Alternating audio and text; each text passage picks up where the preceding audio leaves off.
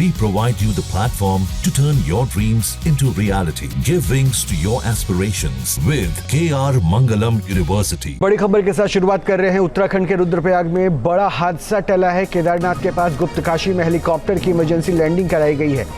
तकनीकी खराबी के चलते ये इमरजेंसी लैंडिंग हुई है।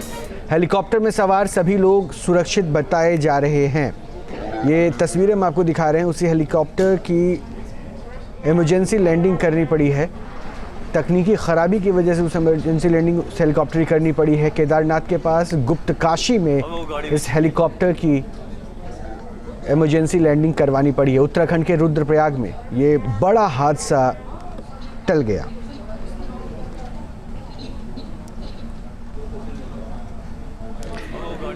ये देखिए, वो हम आपको तस्वीरें दिखा रहे हैं कि किस तरह से हेलीकॉप्टर में कुछ तकनीकी गड़बड़ियां आई, जिसे रुद्रप्रयाग में हाईवे पर ही उसे उतारना पड़ा और एक सेफ लैंडिंग वहां पर उस हेलीकॉप्टर की हो पाई। दो तस्वीरें हम आपको दिखा रहे हैं। एक तस्वीर ऐसी है जिसमें हेलीकॉप्टर को लैंड कर दिया गया है, उसके बाद की है।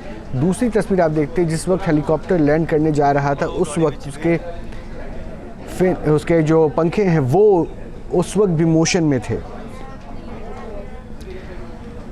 तो उत्तराखंड के रुद्रप्रयाग में ये बड़ा हादसा टला है जहां हेलीकॉप्टर की इमरजेंसी लैंडिंग करानी पड़ी है। प्रवीण रावत जुड़ चुके हैं। प्रवीण, क्या हो गया था?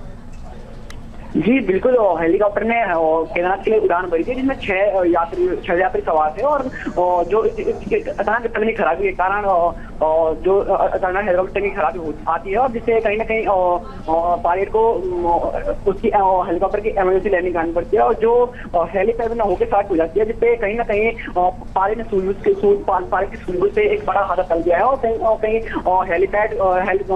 हेलीकॉप्टर की लैंडिंग हेलीपैड में होकर स्टार्ट हो जाती है और इसमें एक कार हो जाती है। जी, तो सभी लोग सुरक्षित हैं अभी?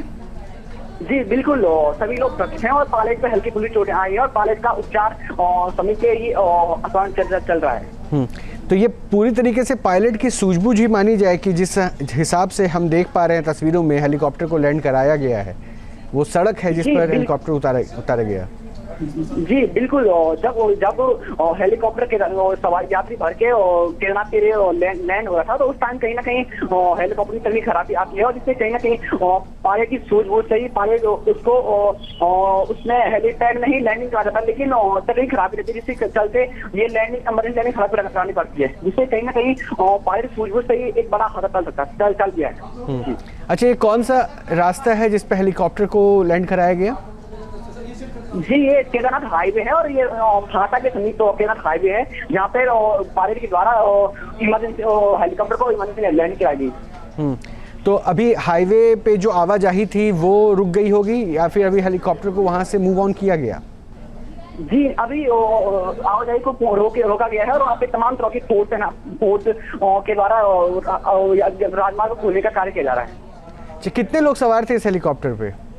और हेलीकॉप्टर में 6 लोग सवार थे और पायलट समेत 6 लोग सवार थे।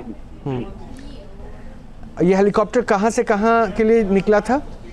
जी, बड़ासू फाटा से केदारनाथ के लिए लैंडिंग उड़ान भर रहा था हेलीकॉप्टर, जिससे कहीं ना कहीं लैंडिंग तकनीकी खराबी आती है जिससे कहीं ना कहीं इमरजेंसी सड़क पर पायलट को सूझबूझ से सड़क पर इमरजेंसी लैंडिंग करता है, जिससे एक बड़ा हादसा टल गया है। अच्छा प्रवीण, तो ज़रा ये अगर आपको पता चल पाया हो, क्या टेक्निकल वहाँ पे दिक्कतें आने लगी थी जिसको इमरजेंसी लैंडिंग करानी पड़ी?